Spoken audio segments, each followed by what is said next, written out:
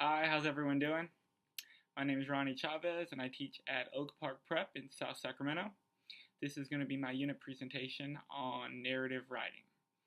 So, to give you some background, at my school, I was kind of given the idea that, well, teach writing if you can get to it. And I was really set on teaching writing, and of course, the end of the quarter came, and we still had objectives to teach.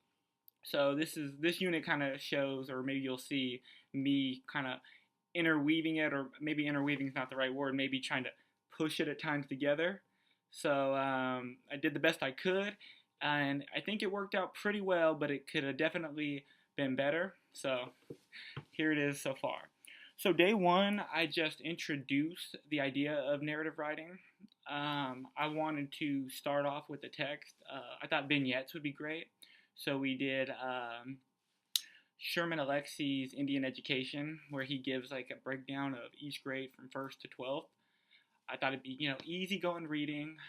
It's simple enough for even my lower or struggling readers to understand. And what I wanted by the end of the day was for them to kind of pull something from their life from a specific grade and just tell a story. I thought that would be a great way to start it, and to go from this idea that something very small could be really big.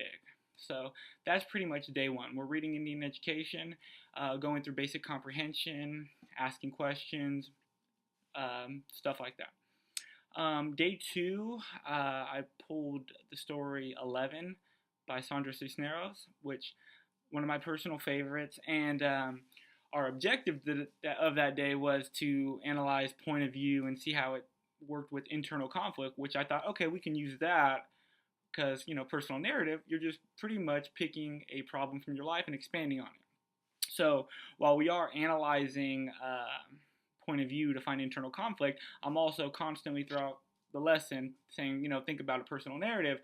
When we're developing it, we're developing our own internal conflict, because remember, we're writing from the first person point of view. So that's pretty much day two, going over 11 and having that focus that narratives have struggles and that we're writing from our own point of view, so we can give the best idea of our internal struggles. Day three, I pulled Gary Soto's seventh grade, which I thought would be relevant to all my students because they're in the seventh grade. And who doesn't like a story about a boy that likes a girl and who looks like a fool doing it? And again, we're focusing on what's Victor's internal problem. We're analyzing point of view and how it interacts. The next day, day four, we're going into, and you can see here how we're trying to interweave. We switch over to nonfiction. I have to cover an objective with text features. So I figured, got day four and day five. Let's go over text features, cover that so that, it's an important objective. And then, so we're looking at a text features for what we're going to be reading and saying, what can we infer from here? What can we analyze? Not even reading, but just looking at pictures, looking at tables, looking at images and graphs. Which then leads into day five, where I wanted to go into, I pulled it. My class is predominantly African American, so I thought, why not pull in something they're very familiar with, which was Martin Luther King, and I thought Malcolm X.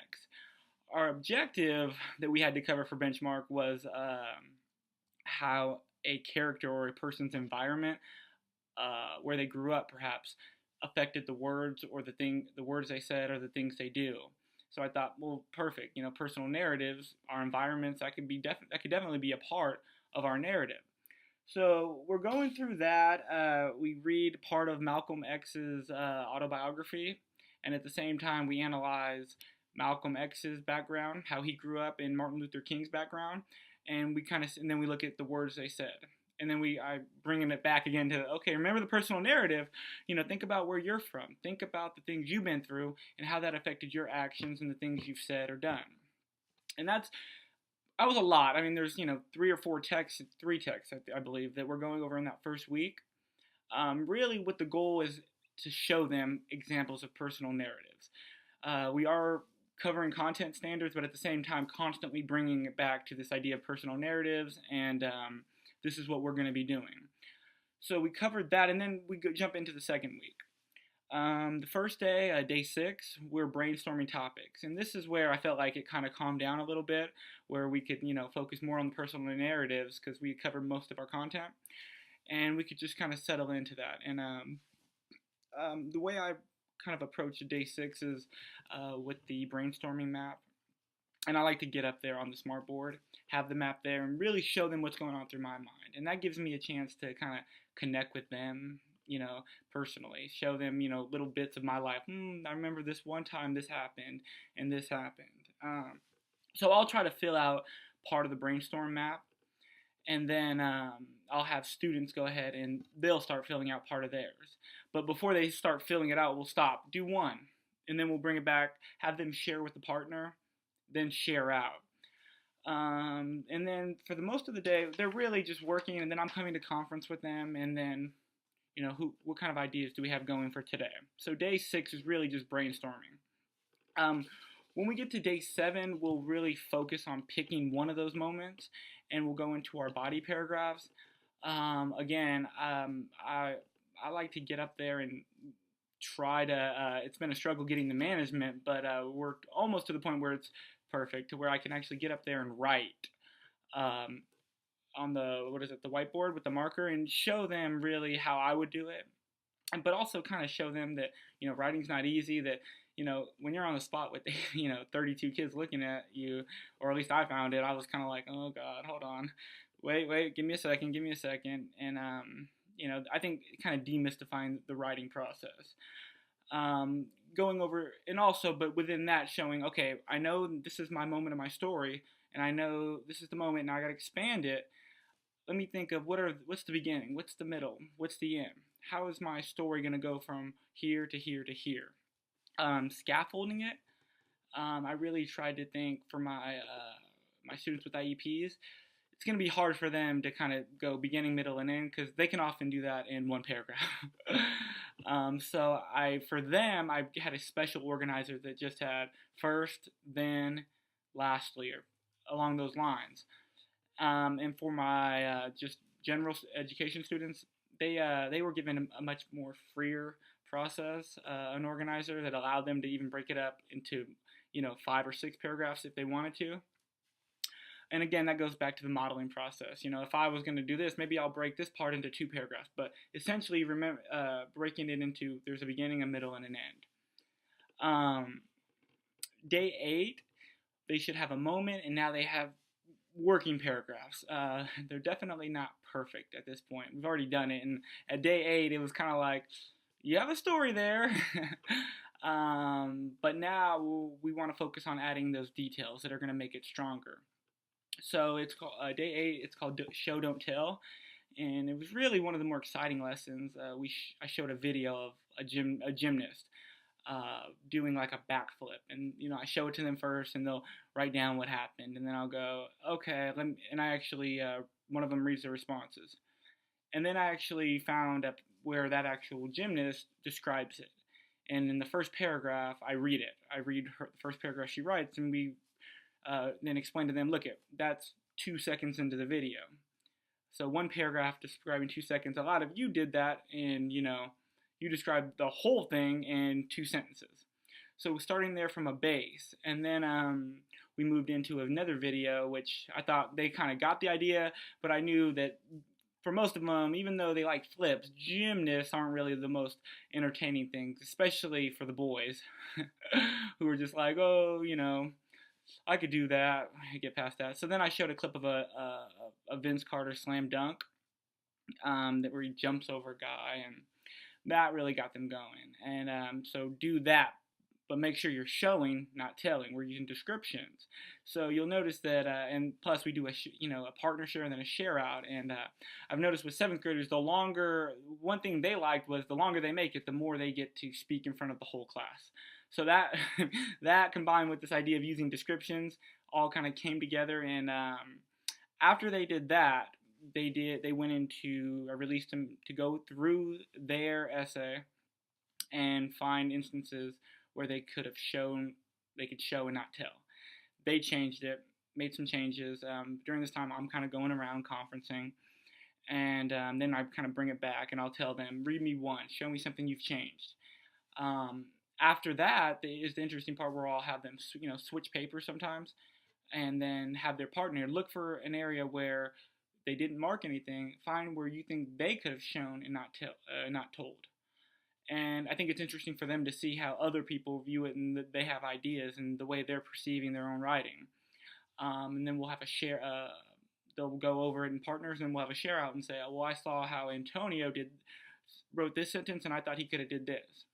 So day eight's a real kind of hands-on. We're discussing and we're peer reviewing. Day nine is where we're talking about introductions. So now by day nine, we should really have some decent body paragraphs, and some decent ideas for some narratives. And that's going into it where I want to start the introduction. How do we, let's start off with our attention grabber. I know what the story is going to be about. How do I hook the reader to want to read this? How do I introduce the topic?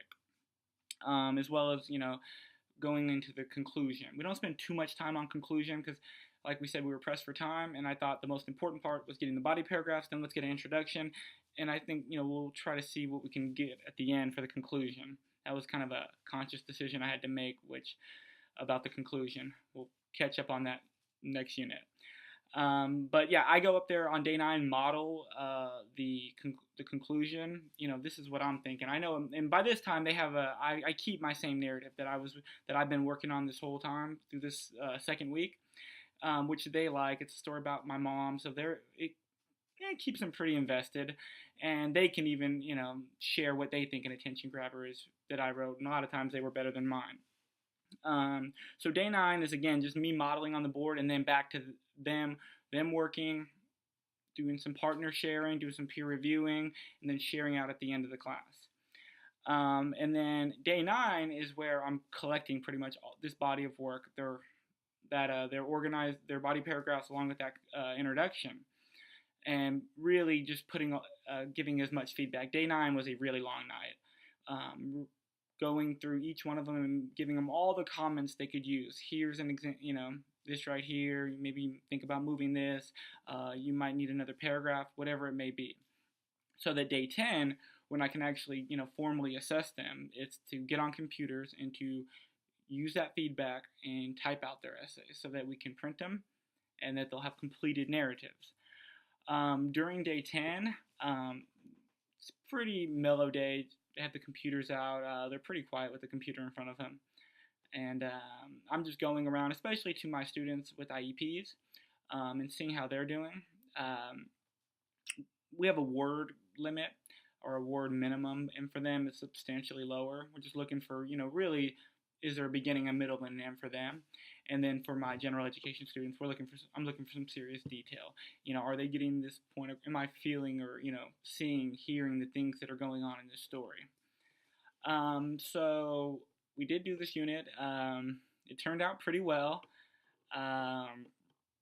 They take their benchmarks, I think, Monday. So we'll see if hopefully the personal narratives didn't interfere too much with the content, but I do think it was important that we got some writing done. So all in all, I was happy with the unit, but I think there's a lot of room for improvement, especially with coordinating a lot of it. Maybe next time not crunching it down into just 2 weeks. But overall, the essays were done pretty well, and it's given me a lot of ideas for future writing lessons or future writing units in the future. All right, well, thank you.